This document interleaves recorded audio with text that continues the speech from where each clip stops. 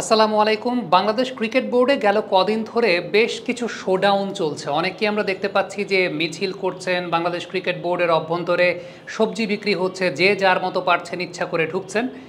এই দৃশ্যটা দেখে আমার একটা পুরনো কথা মনে পড়ে গেছে, এবং সে পুরনো কথাটা হচ্ছে এই দেশের সবাই ভালো মানুষ সুযোগের অভাবে। মানে সুযোগ পেলে, মানুষকে সুযোগ দেয়া হলে সেই সুযোগটাকে কিভাবে মিসইউজ করতে হয় তার একটা জ্বলন্ত উদাহরণ কিন্তু বাংলাদেশ ক্রিকেট বোর্ডে এই মুহূর্তে যে শোডাউনটা চলছে এর পেছনে সবচেয়ে বড় কারণটা হচ্ছে সামনে টি-20 বিশ্বকাপ আছে বাংলাদেশের মাটিতে, নারী টি-20 বিশ্বকাপ। এই দৃশ্যগুলো কিন্তু আইসিসি মনিটর করছে এবং এগুলো কিন্তু এক ধরনের নিরাপত্তার শঙ্কাও তৈরি করে। আন্তর্জাতিক গণমাধ্যম থেকে আমার কাছে পার্সোনালি ফোন করা হয়েছে জানার জন্য যে what's going on Bangladesh cricket board, Bangladesh cricket বোর্ডের ভেতরে এগুলো কী চলছে। সুতরাং যারাই এই কর্মকাণ্ড করছেন না কেন, আপনারা যদি ক্রিকেটকে আসলেই ভালোবেসে থাকেন, ক্রিকেট বোর্ড শোডাউন করার জায়গা আমার কাছে মনে হয় না। এবং আপনি একাধিক দিন যদি এরকম শোডাউন করেন, বিশেষ করে টি-20 বিশ্বকাপের আগে, তখন এটা আইসিসির নজরে আসবে। আইসিসি কিন্তু দেখছে, 10 তারিখ পর্যন্ত তারা অবজার্ভ করবে সিনারিওটা। সো এটা কিন্তু খুব গুরুত্বপূর্ণ একটা বিষয় যে আপনার দেশের টি-20 বিশ্বকাপ হওয়ার কথা, সেই টি-20 বিশ্বকাপটা এইভাবে যদি আপনি হাতছাড়া করেন, সেটা কিন্তু খুব খারাপ একটা বিষয়। এবং এটা আপনাকে কিন্তু অনেকাংশে ব্ল্যাকলিস্টেড করে দেওয়ার মতো একটা বিষয় যে এই দেশে নিরাপত্তার একটা সমস্যা রয়েছে। আমি অনেকের সঙ্গে কথা বলেছি যারা এই রকম সংস্কার নিয়েও চিন্তা করছেন। তাদের ম্যাক্সিমামের আমি একটা বিষয় দেখলাম, তারা মোটামুটি ছেড়েই দিয়েছেন যে টি-20 বিশ্বকাপ বাংলাদেশে আর হবে না। বাট আপনি ক্রিকেটের ভালো যদি চান, আপনার মধ্যে যদি এইরকম চিন্তাভাবনা থাকে টি-20 বিশ্বকাপ হবে না, তার মানে আপনি কতটুকু ভালো চাচ্ছেন সেটাও কিন্তু একটা প্রশ্নের জায়গা চলে আসে। এখন আইসিসির তো একটা নিয়মের মধ্যে, একটা গঠনতন্ত্রের মধ্যে আইসিসিকে চলতে হয়। আপনি ওভারনাইট ক্রিকেট বোর্ড পরিবর্তন করতে পারবেন না। আমার দেশে কি হয়েছে, আমার দেশের রাজনৈতিক অবস্থা কেমন, আইসিসির এই ব্যাপারগুলো নিয়ে দেখার কোনো কিচ্ছু নাই। এখানে অনেক যদি কিন্তুর ব্যাপার আছে, আমি আরেকটা ভিডিওতে সেটা বলবো।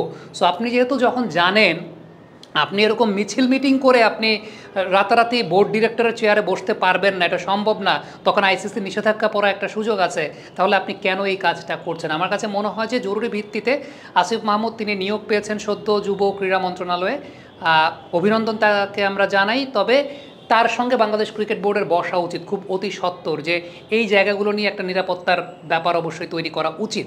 আরেকটা জায়গা, সেটা হচ্ছে যতদূর আমরা জানতে পেরেছি বাংলাদেশ সেনাবাহিনীর কাছে বাংলাদেশ ক্রিকেট বোর্ড নিরাপত্তার ব্যাপারে তারা এনশিওরিটি চেয়েছেন, এবং সেটা যদি বাংলাদেশ সেনাবাহিনী যদি গ্রিন সিগন্যাল দিয়ে দেয়, সেক্ষেত্রে কিন্তু সেটাও একটা পজিটিভ ফ্যাক্টর বাংলাদেশের জন্য, যেহেতু এই মুহূর্তে দেশের নিরাপত্তাটা সেনাবাহিনী নিয়ন্ত্রণ করছে।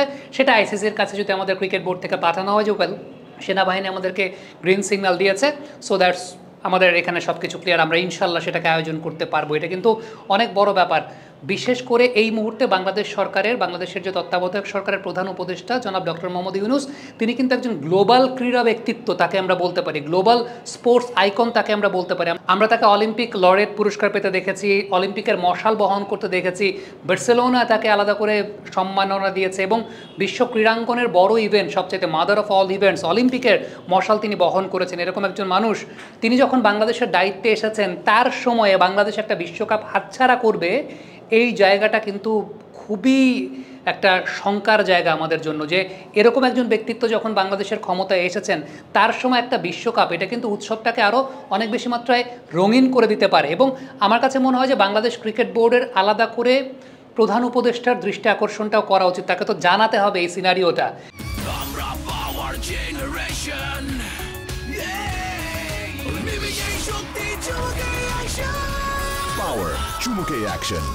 এবং তিনি যে ধরনের ক্রীড়া ব্যক্তিত্ব এবং তার যে ইনফ্লুয়েন্সটা পুরো বিশ্বব্যাপী আছে, তিনি যদি অস্ট্রেলিয়া ক্রিকেট বোর্ডকে ফোন করে দেন, তিনি যদি অন্যান্য ইংল্যান্ড ক্রিকেট বোর্ডকে ফোন করে দেন, তিনি নিউজিল্যান্ড ক্রিকেট বোর্ডকে ফোন করে দেন, আইসিসিকে ফোন করে দেন, অনেক কিছুই কিন্তু রেকটিফাই করা সম্ভব রয়েছে, কারণ তার সেই গ্রহণযোগ্যতার জায়গাটা রয়েছে। কিন্তু প্রথমত বাংলাদেশ ক্রিকেট বোর্ডকে ওই পর্যন্ত রিচ করতে হবে, ব্যাপারটা জানাতে হবে যে আমাদের এই জায়গাটা, সামনে একটা বিশ্বকাপ রয়েছে, টি-20 বিশ্বকাপ, এবং আপনার সময় টি-20 বিশ্বকাপ, এই জায়গাটা এনশিওর করাটা যে বিশ্বকাপটা হবে, এটা খুব গুরুত্বপূর্ণ একটা বিষয়। এবং আরও বেশ কিছু বিষয় রয়েছে, অনেক দেশের সাথে বাংলাদেশের কমিউনিকেশন, যাতায়াতের ব্যাপারটাও একটা ব্যাপার রয়েছে, এবং বিভিন্ন দেশের ক্রিকেট বোর্ডগুলো বাংলাদেশে আসতে চাইবে কি না এই সিচুয়েশনে, সেটাও একটা ব্যাপার রয়েছে, অনেক কিছু কিন্তু নেগোশিয়েট করার ব্যাপার রয়েছে।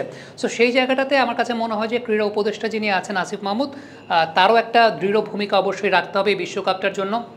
বাংলাদেশ ক্রিকেট বোর্ড যেহেতু এখন সিইও নিজামুদ্দিন চৌধুরী সুজন তিনি নিয়ন্ত্রণ করছেন, অনেক বোর্ড ডিরেক্টররা আসছেন না অফিসে, সো সিইও যিনি আছেন তিনি নিয়ন্ত্রণ করছেন, তার দৃষ্টি আকর্ষণ করতে হবে ক্রীড়া উপদেষ্টার কাছে, দেন ক্রীড়া উপদেষ্টার দৃষ্টি আকর্ষণ করতে হবে প্রফেসর ডক্টর মোহাম্মদ ইউনূস যিনি এই মুহূর্তে প্রধান উপদেষ্টা হিসেবে রয়েছেন।